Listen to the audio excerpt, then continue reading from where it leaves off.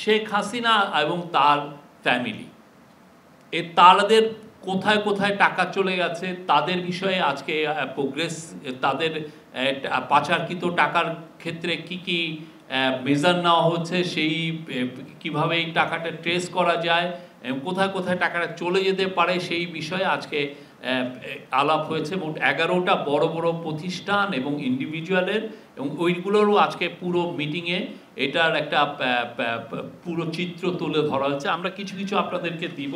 তো আমি শেখ হাসিনা এবং কেস নাম্বার 1, সাবেক প্রধানমন্ত্রী শেখ হাসিনা, তার পরিবার ও তাদের স্বার্থ সংশ্লিষ্ট ব্যক্তি এবং প্রতিষ্ঠানের বিষয়ে, যেটা বিএফআইইউ এবং যৌথ তদন্ত দল টাস্কফোর্সের মাধ্যমে যারা কাজ করছেন, বিএফআইইউ কাজ করছেন এবং একটা যৌথ তদন্ত দল কাজ করেছেন, সেটার বিষয়ে যেটা অগ্রগতি সেটা আমি বলছি।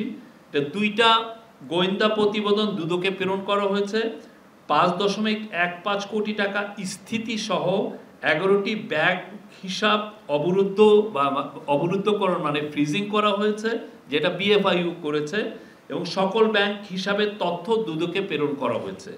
আর যৌথ তদন্ত দল যেটা করেছে, তারা যুক্তরাষ্ট্র, যুক্তরাজ্য, মালয়েশিয়া, সিঙ্গাপুর, হংকং এবং কেমান দ্বীপপুঞ্জের সম্পদের সন্ধান পাওয়া গেছে। তারা তাদের সম্পদে, এই যে সাবেক প্রধানমন্ত্রী শেখ হাসিনা, তার পরিবার ও তাদের স্বার্থ সংশ্লিষ্ট ব্যক্তি এবং প্রতিষ্ঠানের, এদের ক্ষেত্রে অ্যাসেট ট্রেসিং আমরা করতে সক্ষম হয়েছি। যুক্তরাষ্ট্র, যুক্তরাজ্য, মালয়েশিয়া, সিঙ্গাপুর, হংকং এবং কেমান দ্বীপপুঞ্জ, এই দ্বীপপুঞ্জের সম্পদের সন্ধান পাওয়া গেছে। মালয়েশিয়ার একটি ব্যাংকে রাশিয়ান স্ল্যাশ ফান্ডের অস্তিত্ব পাওয়া গেছে।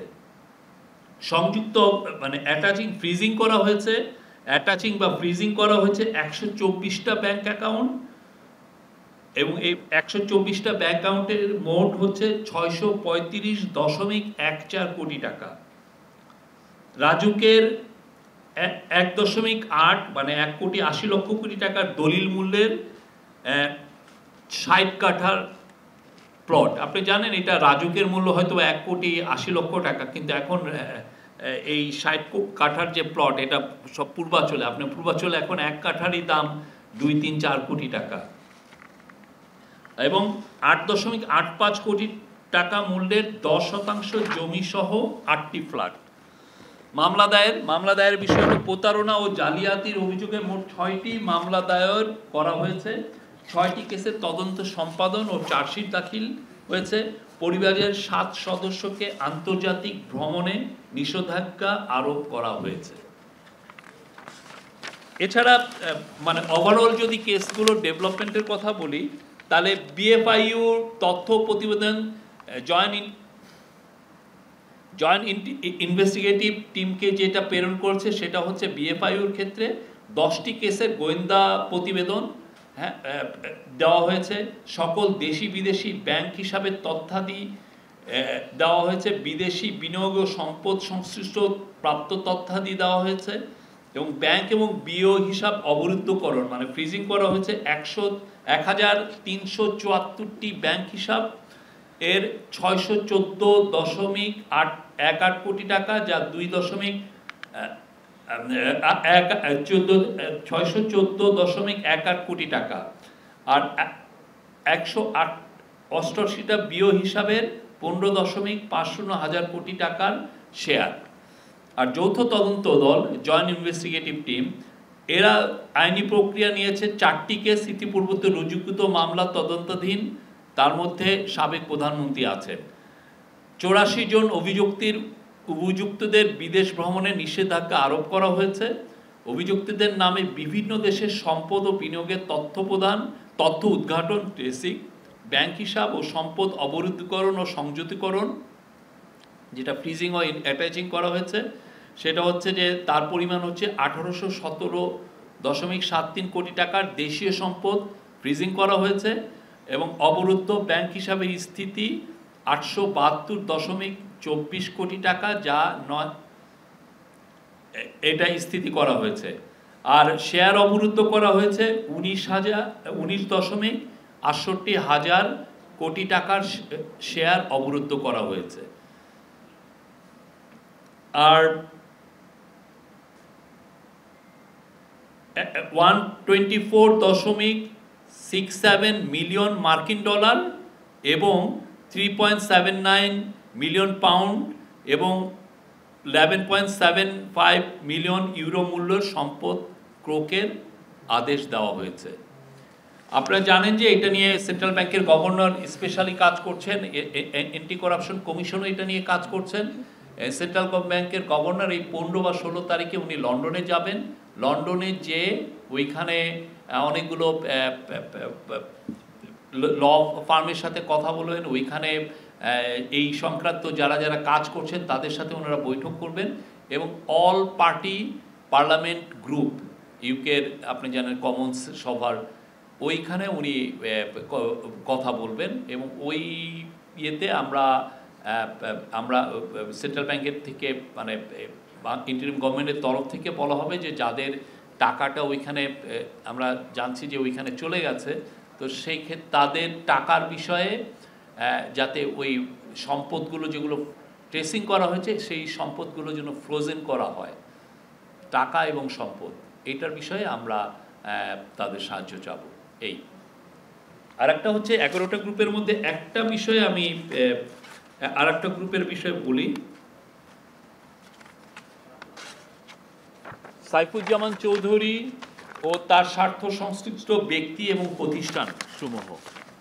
আপনি জানেন সাইফুজ্জামান চৌধুরী আগের গভর্নমেন্টের একজন ইনফ্লুয়েন্সিয়াল মিনিস্টার ছিলেন। উনি ওনার সম্পর্কে আপনি দেখেন আল জাজিরা কি বিশাল একটা রিপোর্ট করেছে, ব্লুমবার্গ করেছে, অন্যান্য ইন্টারন্যাশনাল নিউজ এজেন্সি এবং নিউজ মিডিয়া তাকে নিয়ে রিপোর্ট করেছে। উনি পুরো লন্ডনে, যেটা আমরা নিউজ পেপারগুলোতে দেখেছি যে লন্ডনের ব্লক আফটার ব্লক উনি কিনে ফেলেছেন এবং এটা পুরো বাংলাদেশের মানুষের টাকা, বাংলাদেশের মানুষের থেকে চুরি করা টাকা। তো তার ব্যাপারে যেটা এসছে বিএফআইইউর মানে যৌথ তদন্ত দল যেটা পেয়েছে জালিয়াতি মামলা দায়ের হচ্ছে জালিয়াতি, প্রতারণা এবং অন্যান্য অপরাধমূলক অভিযোগে দায়েরকৃত মামলাসমূহ তদন্তাধীন।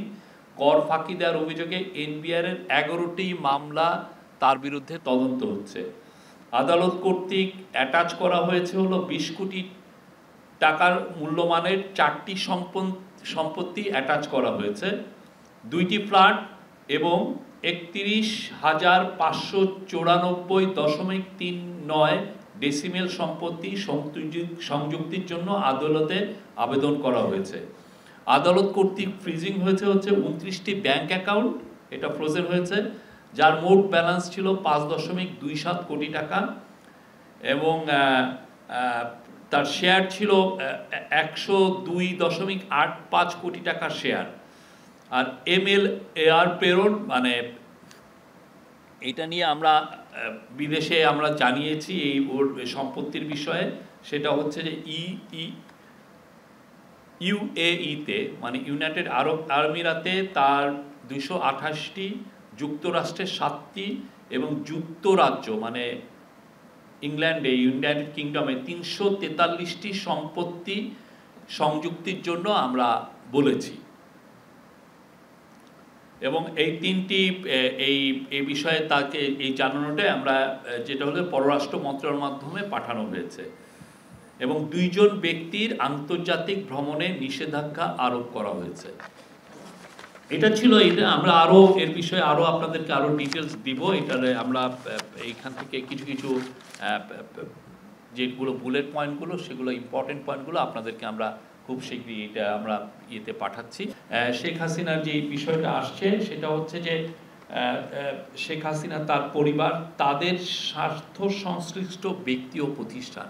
এখন বিষয়গুলো অনেক কিছু কিছু জিনিসের ইনভেস্টিগেশনের স্বার্থেও আমরা নামগুলো অনেক ক্ষেত্রে নিতে পারছি না, বাট এগুলো পুরো এটা আইডেন্টিফাই করা হয়েছে এবং সেই অনুযায়ী ইনভেস্টিগেশন করা হচ্ছে। কারা কারা তাদের সাথে কনসার্ন, কারা তাদের সাথে কোথায় কোথায় স্বার্থ সংশ্লিষ্টতা আছে সেটা দেখে সেই অনুযায়ী ইনভেস্টিগেশন করা হচ্ছে। হ্যাঁ, সেটা অবশ্যই দিব। আমরা যে দুইটা বিষয় বলেছি, এইটা পুরোটা আমরা আপনাদেরকে দিব।